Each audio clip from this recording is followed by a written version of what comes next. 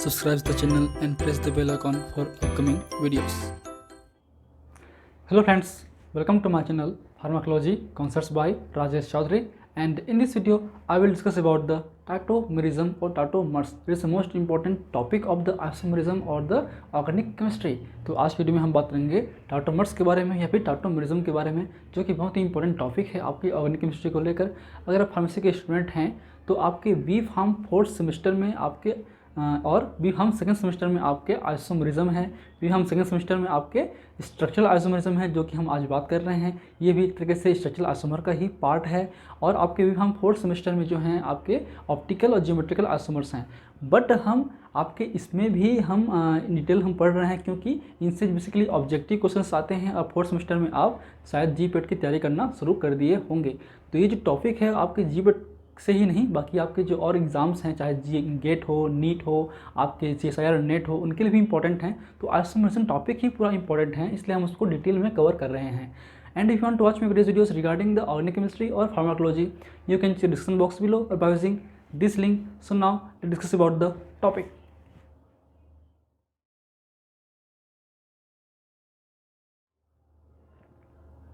सो tautomerism को कई बार हम कीटोइनॉल फॉर्म या कीटोइनॉल टाटोमेरिज्म भी बोलते हैं, जो कि एग्जैक्ट सही नहीं है। इसका जो और नाम है वो एक तरीके से आपका टाटोमेरिज्म है या डेस्मोट्रोफिज्म है या फिर डायनेमिक आइसोमेरिज्म है, क्योंकि इसमें डायनेमिक इक्विलिब्रियम का कॉन्सेप्ट इसमें यूज़ होता है। So that is a special type of functional isomer in which the isomers in dynamic equilibrium with each other. तो दो कंपाउंड्स के बीच में जो आपका बॉन्ड्स हैं वो एक तरीके से डायनेमिक इक्विलिब्रियम क्रिएट करेंगे, एक दूसरे को रेजोनेंस की तरह बैलेंस करने की कोशिश करेंगे, ठीक है। And the two different structure of the same molecular formula is due to the oscillation of the monovalent hydrogen atom between the polyvalent atom. तो इसमें एक तरीके से जो हाइड्रोजन का ऑसिलेशन है, मूवमेंट है, टू फॉर मोशन है, वो होता है। मीन्स इसमें जो आपका हाइड्रोजन है वो 1,3 माइग्रेशन शो करता है। ये जो 1,3 है वो आपके नंबर ऑफ कार्बन एटम नहीं है। ये क्या है हम आगे बात करेंगे, एग्जांपल में दिखेंगे तब। तो एक तरीके से स्पेशल टाइप के फंक्शनल आइसोमेरिज्म है। तो आपके ऑब्जेक्टिव भी आ सकता है कि टाटोमेरिज्म किस फंक्शनल या किस स्ट्रक्चरल आइसोमेरिज्म का स्पेशल टाइप है, तो वही आपका फंक्शनल आइसोमर। इसके नाम क्या क्या हैं? इसके नाम आपके डेस्मोट्रोफिज्म भी है, आपके डायनेमिक आइसोमेरिज्म, डायनेमिक इक्विलिब्रियम या डायनेमिक आइसोमेरिज्म भी है। इसके अलावा हम इसको कीटोइनॉल टाटोमेरिज्म से जानते हैं मैक्सिमम लोग, लेकिन केवल ये कीटोन और इनॉल्स पे नहीं होते हैं, इसके अलावा बहुत सारी चीज़ों में भी होते हैं, जो कि हम बात करेंगे। तो पहले बात करते हैं हम लोग कीटोइनॉल टाटोमेरिज्म की, जो कि कीटोन में होते हैं। तो बात करें हम कीटोन की, सिंपल सा एग्जाम्पल है कीटोन का, हम लेते हैं प्रोपेनॉन की।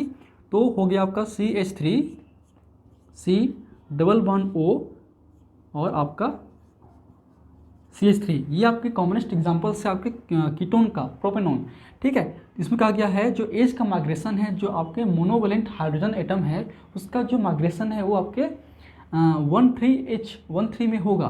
तो एक तरीके से ये आपका 1 ये जो पोजिशन, ये 2 और ये 3, तो इनके बीच में आपके हाइड्रोजन का क्या होगा, ऑसिलेशन होगा, टू फॉर मोशन होगा। तो अल्टीमेटली क्या बनेंगे ये, क्योंकि ये आपके डायनेमिक इक्विलिब्रियम है, इसमें आपके फॉरवर्ड और बैकवर्ड डायरेक्शन में रिएक्शंस हो सकते हैं। जो मोस्ट स्टेबल होगा वो उसका जो परसेंटेज है वो हाई होगा, ठीक। तो सिंपल सा है कि इसमें आपके जो हाइड्रोजन एटम है वो यहाँ पे जाएंगे और जो आपके बॉन्ड्स है वो यहाँ पे शिफ्टअप हो जाएंगे इस तरीके से।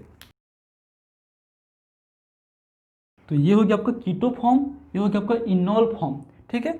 इसका जो नाम है क्या है, प्रोपेनॉन, ये है आपका प्रोपिनऑल, इसलिए प्रोपिनऑल, इसलिए प्रोपिनऑल। ये आपका 1 2 3 या 1 2 3 ये हो गया प्रोपिन हो गया, क्योंकि डबल बॉन्ड है, ये आपके सेकंड पे ऑल है, तो इसको हम प्रोपिन टू ऑल भी हो सकते हैं, जो कि हम इनॉल फॉर्म में करते हैं। इसके अलावा एग्जाम्पल और है तो ये एल्डिहाइड, ठीक है, CH3CHO एसिटिल्डिहाइड है, लेकिन ये एल्डिहाइड जो हैं आपके इसी वे में अरेंज हुए हैं। तो ये एक तरीके से भी ये भी आपके कीटो फॉर्म जैसा ही है, और इसमें भी जो हाइड्रोजन एटम का ऑसिलेशन है, मूवमेंट है, 1,3 हो सकता है इनके बीच में, इसलिए इसमें भी आपके टाटोमेरिज्म होगा इस तरीके से, ठीक है। तो यह है आपका एसिटिल्डिहाइड, यह आपका इथेनॉल, इसलिए इनॉल और कीटो फॉर्म, ठीक है। तो इनमें टाटोमेरिज्म होते हैं। तो ये आपके बेसिक एग्जांपल्स हैं कीटो इनॉल ऑटोमेरिज्म के। लेकिन कीटो इनॉल के अलावा भी आपके नाइट्रो वगैरह में, इमीन ग्रुप में भी ऑटोमेरिज्म होते हैं। उसके अलावा हम आज बात करेंगे कि इस कंपाउंड में किस कंडीशंस के थ्रू हम बोल सकते हैं कि इस पर ऑटोमेरिज्म होगा या नहीं होगा, क्या उनकी बेसिक कंडीशंस हैं, क्या उनके बेसिक क्राइटेरिया हैं। अगर वो फुलफिल करता है तो उस पर आपके ऑटोमेरिज्म प्रेजेंस होंगे। तो हम आज बहुत सारे एग्जांपल्स देखेंगे और हम सीखेंगे कि इन कंपाउंड्स में ऑटोमेरिज्म शो होगा या नहीं होगा। बस इतना ही आपका क्लास होगा।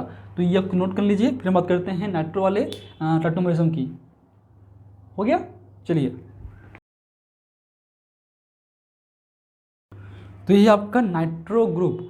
तो नाइट्रो ग्रुप में भी आपके ऑसिलेशन हो सकते हैं। तो इस केस में जो ऑसिलेशन है, जो मूवमेंट है आपके हाइड्रोजन एटम का, वो आपके, क्योंकि ऑक्सीजन में तो होना जरूरी है, ठीक है, तो इससे आपके यहाँ पे होगा, मतलब इनके बीच में हो सकता है हाइड्रोजन का। तो उस केस में आपका A1, A2, A3, तो 1-3 ऑसिलेशन पॉसिबल है।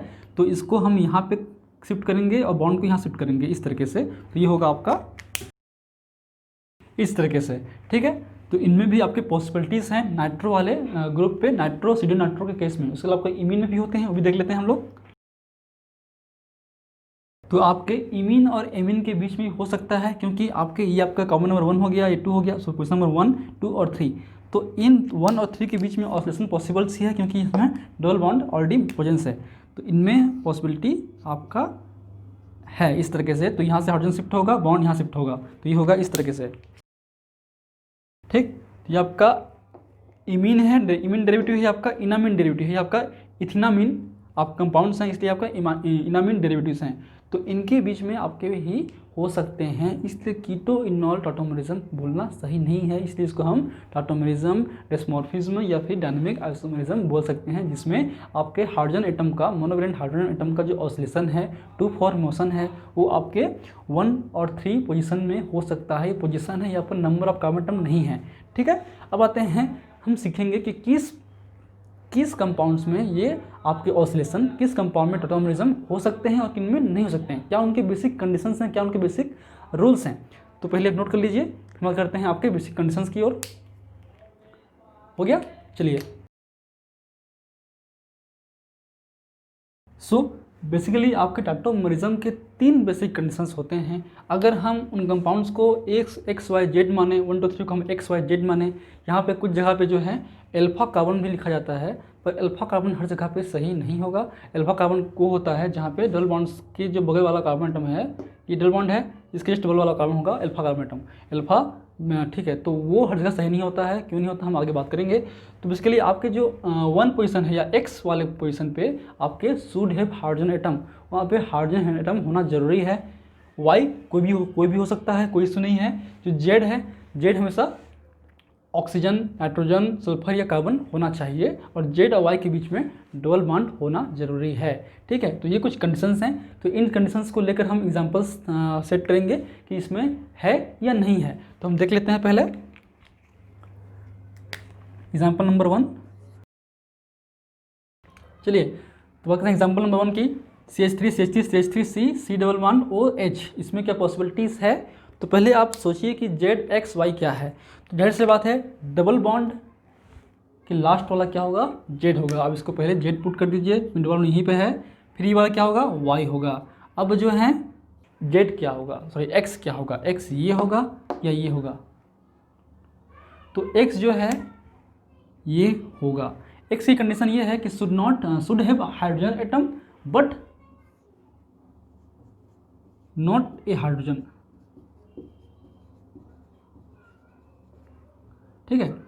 उस कंपाउंड पे, उस एलिमेंट्स पे, उस एटम पे हाइड्रोजन एटम होना चाहिए, ठीक है, ना कि खुद वो हाइड्रोजन होना चाहिए। जैसे कि ये हाइड्रोजन है, तो ये हाइड्रोजन को हम एक्स नहीं ले सकते। अगर ये आपका CH3 होता तो हम ले सकते हैं, क्योंकि इस एटम पे आपका हाइड्रोजन एटम है, ठीक।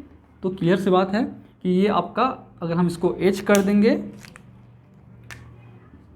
तो क्या ये कंडीशंस को फॉलो कर रहा है। देखिए, ये ONNS कोई भी है, इसके बीच में डबल बॉन्ड है, Y कोई भी हो सकता है, कोई इशू नहीं है। X ये होगा, ये नहीं होगा, क्योंकि X जो है हाइड्रोजन एटम नहीं होना चाहिए, X के पास हाइड्रोजन एटम होना चाहिए। तो उस केस में X के पास है क्या, नहीं है। इसका मतलब ये जो कंपाउंड्स हैं वो टाटोमरिज्म शो नहीं करेगा। ठीक है, क्लियर हो गया। This compounds have no any tautomerism. अगर हम बात कर रहे हैं इसी को हम अगर CH3 कर देंगे तो क्या इसमें पॉसिबिलिटीज़ है? हाँ बिल्कुल है, क्योंकि ये आपका हो जाएगा Y और ये होगा X, तो X should have a hydrogen atom जो कि इसके पास है। तो इसका एटोमरिज्म कैसा होगा? जाहिर सी बात है 1,3 ऑसिलेशन होगा, तो इनके बीच में आपका हाइड्रोजन एटम का ऑसिलेशन होगा इस तरीके से। क्लियर है? ठीक, आते हैं एग्जाम्पल नंबर 2 की ओर।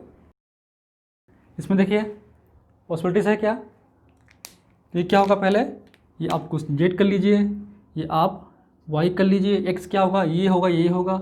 X ये पॉसिबिलिटी नहीं है क्योंकि ये हाइड्रोजन एटम है। X ये हो सकता है क्योंकि ये इस पर पॉसिबिलिटीज़ है।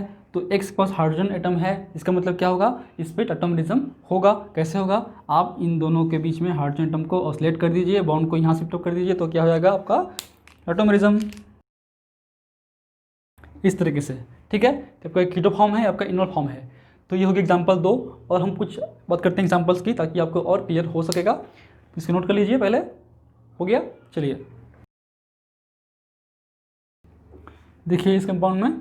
ठीक है, तो इसमें क्या होगा आपका? ये आपका होगा Z होगा, ये आपका Y होगा, X आपको इसको मान सकते हैं या X को मान सकते हैं। तो इन दोनों X के पास भी कोई हाइड्रोजन एटम नहीं है क्योंकि ऑलरेडी ये इसको इस तरीके से लिखें अगर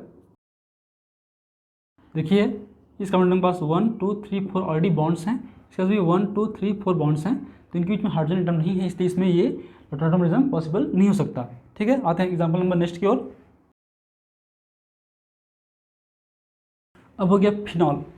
तो फिनॉल के केस में देखिए, ठीक, तो फिनॉल के केस में थोड़ा सा आपको समझ में नहीं आएगा क्योंकि ये आपका इनॉल फॉर्म है, कीटो फॉर्म नहीं है। अभी तक हमने कीटो फॉर्म देखे थे, अब देखते हैं इनॉल फॉर्म। तब उस केस में जो है अल्फा हाइड्रोजन का जो रोल है वो थोड़ा सा उतना पॉसिबिलिटी नहीं हो जाता। अब जैसे कि इस केस में बात करें तो Z क्या होगा? तो Z आपका, ये आपको Y है पहली बात। ठीक है, ये आपका Z है और ये आपका X है। अब ऐसा क्यों? क्योंकि आपके Z और Y के बीच में कार्बन बीच में डबल बॉन्ड होना चाहिए। अब वो कोई भी हो सकता है, Z जो है ONSC हो सकता है, तो ये आपका क्या है? ये आपका C है, तो C भी हो सकता है। Z हो गया, Y हो गया, और X के बीच X में जो है आपका हाइड्रोजन एटम होना चाहिए। तो ये आपका ये हाइड्रोजन एटम है, इस पर बिल्कुल है। ठीक है, इसलिए इस पर जो है पॉसिबिलिटीज़ है, तो इनके बीच में जो है आप एटोमरिज्म करा सकते हैं। ठीक है, किस तरीके से होगा ये? इस तरीके से। ठीक है, या उसके अलावा यहाँ भी हो सकता है, कोई इशू नहीं है क्योंकि इसमें रेजोनेंस होते हैं। ठीक है, वो शिफ्ट अप होते रहते हैं, तो ये पॉसिबिलिटीज़ है। अगर हम इस तरीके से कर दें तो ये इस तरीके से हो जाएगा। ठीक, तो ये पॉसिबिलिटीज़ है आपके इसके केस में। अब आते हैं एक और एग्जांपल लेते हैं। अब आते हैं एक एग्जांपल की ओर। इस एग्जांपल्स में बहुत सारे कॉन्सेप्ट आपके बनेंगे, बहुत ही इंपॉर्टेंट आपका एग्जांपल है। इसमें आप देखिए कि कौन कौन सी पॉसिबिलिटीज़ हो सकती है क्या। तो ये आपका Z होगा और ये Y होगा, जाहिर सी बात है। ये भी X होगा, ये भी X होगा, तो किस पे कीटो इनॉल फॉर्म होगा? इससे होगा, इससे होगा कि इसमें भी आपके हाइड्रोजन एटम है, इसमें थ्री बॉन्ड है ऑलरेडी, एक हाइड्रोजन होगा, इसमें 2 बॉन्ड है, हाइड्रोजन होगा। तो उस केस में जो है हमेशा आप कोशिश कीजिए कि जो आपका हाइड्रोजन एटम जहाँ पे हम लेंगे, जिससे हम ऑसिलेट कराएंगे, वो कार्बन एटम जो है अगर वो है तो sp3 हाइब्रिडाइज्ड होना चाहिए। sp3 हाइब्रिडाइज्ड वाले से ही हम प्रीफर करेंगे। तो उस केस में X आपका ये होगा। तो उस केस में जो आपका इनॉल फॉर्म है वो इस तरीके से आपका बनेगा। ठीक है, इनॉल फॉर्म ये आपका कीटो फॉर्म। ठीक, और जनरली ये भी दिखा गया है कि keto form is the most stable than enol form. Enol form से हमेशा कीटो फॉर्म जो है स्टेबल होते हैं। ये हो गया क्वेश्चन नंबर 2। पहला होगा X जो है, जो कार्बन एटम है वो sp3 हाइब्रिडाइज्ड होना चाहिए। ऐसे केस में अगर उसमें पॉसिबिलिटीज़ है तो 2X। ठीक है, दूसरा जो है आपका हम यहाँ से लेंगे, और दूसरा ये है कि आपको कीटो जो फॉर्म है वो इनॉल से स्टेबल होता है। अब या फिर उसका जो प्रोडक्शन रेट है वो अधिक होता है। तो इसमें जो है एक तरीके से डायरेक्शन है वो इस तरीके से होगा। ठीक है, लेकिन देखा गया है कि आपका जो अबंडेंस है ये आपका 100% है, ये आपका 0% है। इसका मतलब इस कंपाउंड्स का इनॉल फॉर्म जो है वो बनता ही नहीं है। इनोल फॉर्म बनता ही नहीं है, मतलब इसमें टाटोमेरिज्म नहीं होगा। They do not shape the tautomerism, इनमें टाटोमेरिज्म नहीं होता। क्यों नहीं होता? जब हम बात कर रहे थे एंटी ओमेसिटी की, तो एंटी और aromatic compounds are the most unstable compounds, और ये एक तरीके से एंटी एरोमेटिक कंपाउंड्स हैं। इसमें आपके 4 पाई इलेक्ट्रॉन हैं, ठीक है, जो कि एंटी एरोमेटिसिटी की प्रॉपर्टी होती है। तो एंटी एरोमेटिसिटी होने की वजह से ये कंपाउंड बहुत ही अनस्टेबल है, ये आपके एग्जिस्ट ही नहीं करता, इसलिए जो है इसमें टाटोमेरिज्म नहीं होगा, ये केवल कीटो फॉर्म ही प्रेजेंस होगा। ये कॉन्सेप्ट हो गया आपका एक। तो keto form is more stable than enol form. लेकिन कुछ अपवाद हैं, जैसे कि बात करें फिनॉल की, तो फिनॉल के केस में ये दिखा गया है, ये आपका, ठीक, तो इसके केस में जो है आपका फिनॉल इनोल होता है, कीटो फॉर्म नहीं होता, लेकिन फिर भी उसका जो अबंडेंस है वो हाई होता है। क्यों होता है? क्योंकि इसमें एरोमेटिसिटी होती है, और aromatic compounds are the more stable than other. तो ये आपके एरोमेटिक कंपाउंड्स नहीं हैं, ये आपके एरोमेटिक कंपाउंड्स हैं, ये आपके एंटी एरोमेटिक है, ये आपका एरोमेटिक है, इसलिए ये जो फॉर्म है वो बेहतर तरीके से हो सकता है। तो ये हो गया आपका क्वेश्चन नंबर 2। अब आते हैं एग्जाम्पल नंबर एक और देखते हैं हम लोग, फिर हम लोग इस क्लास को ख़त्म करते हैं।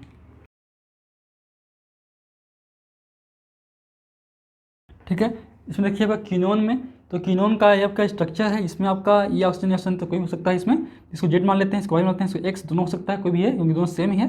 तो इस केस में यहाँ बीच में होगा आपका टाटोमेरिज्म, इनके बीच में, ठीक है। तो यहाँ का जो हाइड्रोजन यहाँ आएगा तो एच हो गया, यहाँ पे बॉन्ड लग जाएगा, इसका बॉन्ड यहाँ पे ये होगा। तो क्या ये, अब देखिए इस कार्बन की, ये जो कार्बन एटम है ये 4 बॉन्ड से बैलेंस है, इसमें कोई भी हाइड्रोजन नहीं है, तो ये क्या होगा आपका sp हाइब्रिडाइज्ड होगा। तो इसका जो बॉन्ड एंगल कितना होगा, 1 डिग्री होगा बॉन्ड एंगल, ठीक है। तो क्या ये पॉसिबिलिटीज़ है? क्या एक साइक्लिक रिंग पे 180 डिग्री पॉसिबिलिटीज़ है?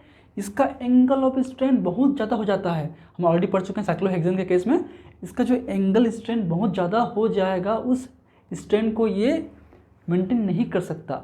जानते हैं जैसे कि हम लोग, अगर C के पास 3 सिग्मा बॉन्ड्स हैं तो वो क्या होंगे, sp3 होंगे, सॉरी, अगर उसके पास 4 सिग्मा बॉन्ड्स हैं तो वो आपके होंगे sp3। अगर C के पास होंगे 3 सिग्मा होंगे तो होंगे sp2, और C के पास अगर 2 सिग्मा होंगे वो होंगे sp, ठीक है। इसके पास कितने हैं, 2 सिग्मा है और 2 पाई है, इसलिए इसमें आपका sp होगा, जो कि ये पॉसिबल नहीं है, ये हाईली एंगल स्ट्रेन क्रिएट करेगा और ये अनस्टेबल होगा, इसलिए जो है एक तरीके से कीनोन्स ही बनेगा, इसमें आपके टाटोमेरिज्म नहीं हो सकते हैं। इसलिए कुछ एग्जांपल्स भी आपको पढ़ना ज़रूरी है, इससे जो क्वेश्चंस हैं वो आपके ऑब्जेक्टिव्स में आते हैं, ठीक, क्लियर। चलिए, तो हो गया आपका ये tautomerism. So these are the basic things about the tautomerism, and if you like my videos please press the like button, share with your friend, and any feedback please comment on the comment section, that motivates me for the upcoming videos. In last, thank you, keep watching.